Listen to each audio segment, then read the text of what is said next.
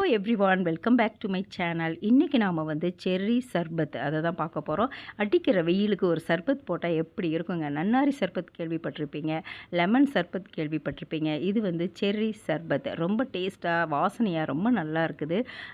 எப்படி செய்கிறது அப்படின்னு நான் சொல்கிறேன். ஃபஸ்ட் அதுக்கு முன்னாடி வந்து நான் வந்து செர்ரி மரம் வந்து வச்சுருக்கேன். பார்த்திங்கன்னா ஒரு குட்டி வந்து வாட்டர் கேன், அதில் தான் நான் வந்து மண் போட்டு வச்சுருக்கிறேன். டெய்லி வந்து ஒரு 10 பழம் அந்த மாதிரி வந்துடும். இது வந்ததெல்லாம் நான் என்ன டெய்லி சாப்பிடுவேன், ரொம்ப புளிக்கும், அதனால் விட்டுட்டேன்னா வந்து குருவி இதை வந்து சாப்பிட்டுட்டு போயிடும்.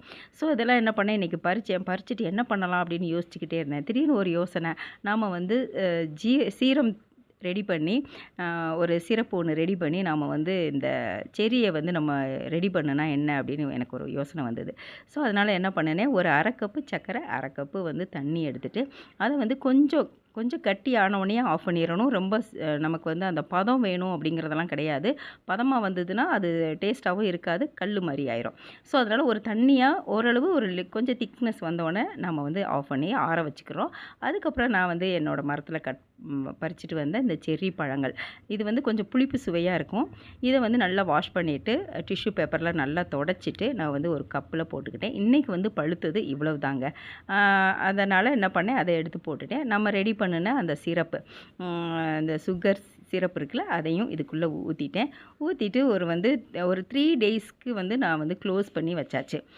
எடுக்கவே இல்லை, இடையில மட்டும் லைட்டாக கிண்டி விட்டு நான் பார்த்தேன். இப்போ 3 டேஸ் ஆனதுக்கப்புறமா நான் எடுத்து பார்த்தேன். பாருங்கள், அது வந்து ஜூஸும் வந்து நல்லா ரெட் கலர் ஆயிடுச்சு.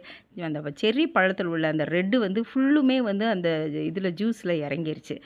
அதுக்கப்புறம் என்ன பண்ணேன், ஒரு லெமன் ஜூஸ் ஒன்று வந்து கட் பண்ணி அதை போட்டுக்கிட்டாச்சு. அதுக்கப்புறம் வந்து ஐஸ் க்யூப்ஸ் கொஞ்சம் போட்டுட்டேன்.